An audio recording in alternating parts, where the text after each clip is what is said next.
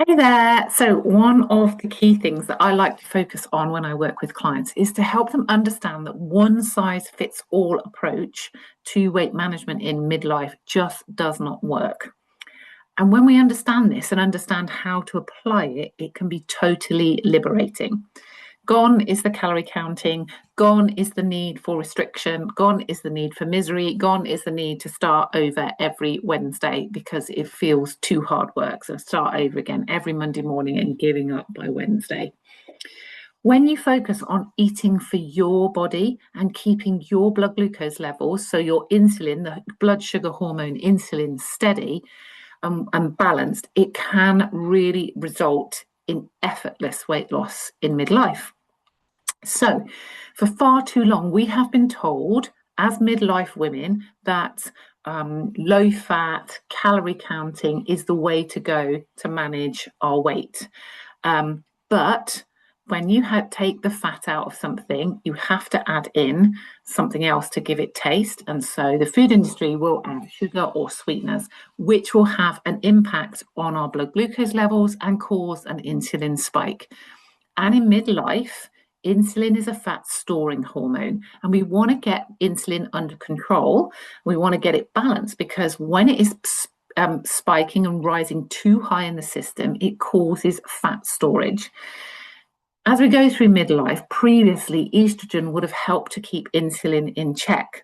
But as we go through perimenopause and estrogen starts to drop, insulin begins to run the show because estrogen is not there to counter it. And the way that insulin stores fat is around the midsection, which is why as we get into our 40s, we might not be doing anything differently, but we can start to feel like it's harder to get our genes done up, or we don't want to put things around our middle because it feels more uncomfortable. The simple fact of the matter is that calories in versus calories out in midlife does not work anymore.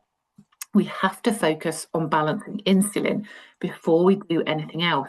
And actually, when insulin is balanced, you no longer need to count calories because when you get your insulin stable, you crowd out all the needs to eat the snacks, the sugary snacks, and all those kind of things.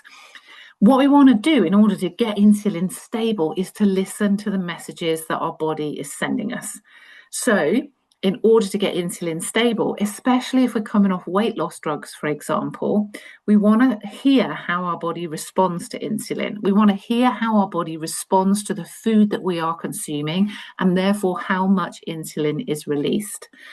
So if you're feeling within 2 hours of eating uncomfortable, bloated, sluggish, sugar cravings, just yawning all the time, afternoon slump, those are all signs that the food you've ever eaten is not working for your body.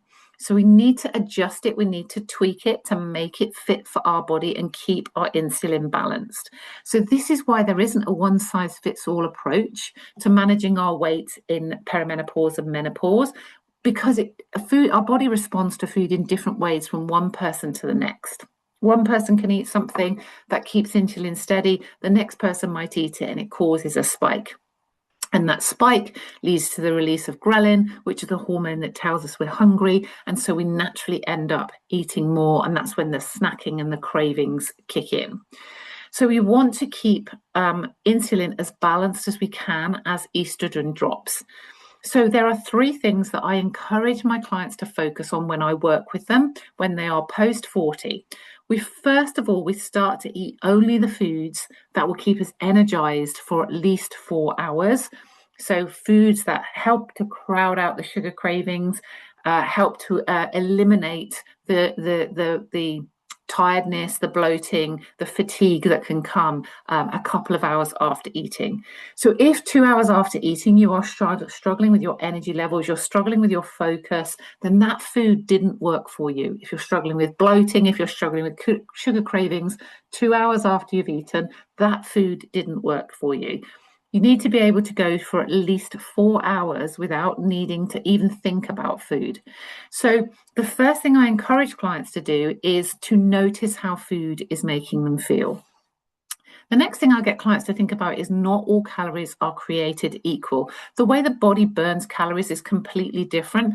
Calories from protein have than calories from carbohydrate, for example.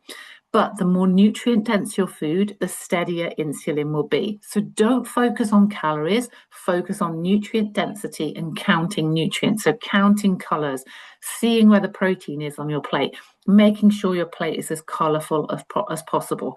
If all you do is think, good quality protein and colors on my plate, then you're going to be helping your insulin to stay nice and steady. And then the third thing I want you to think about is moving away from all things low fat. Like I said, when they remove fat, they have to add another food group to give it some flavor, and they will add sugar. The food manufacturers will add sugar, and that causes your insulin to spike and crash, which causes you to crave more sugar, which causes ghrelin, the hunger hormone, to rise in the system. And your body, when insulin is rising and ghrelin is high, your body will hold on and store fat. So if you have been someone that is trying to lose weight and you've been calorie restricting, but using calorie controlled foods that are low fat, it is likely that you are on a blood sugar roller coaster. Your insulin levels will be too high, and you will be storing fat. And when your insulin levels are high, it's virtually impossible to burn fat. So that's why it can feel really demoralizing when you start on any kind of weight management plan. And after a few weeks, you think, I've been really, really good. And you get on the scales and there's no result. You don't see the scales moving at all. That is because insulin is too high. In order to manage weight in midlife, we need to get insulin under control. We need to get insulin really nicely balanced. And that is that there's no one size fits all. It's about you listening to your body and hearing how food is making you feel. So how do you feel 2 hours after eating? Do a little test today. Do a little test over the next couple of days. How am I feeling 2 hours after I'm eating? If I've eaten something and I'm feeling tired, sluggish, hungry, sugar cravings, that food doesn't work for me. I either need to tweak it and add more protein, or I need to add more colors, or I just need to start over and find something that does keep me going for 4 to 5 hours. Any food you eat should be able to keep you going for 4 to 5 hours. It's a simple tip that can make a huge amount of difference to weight management in midlife. So listen to how food is making you feel.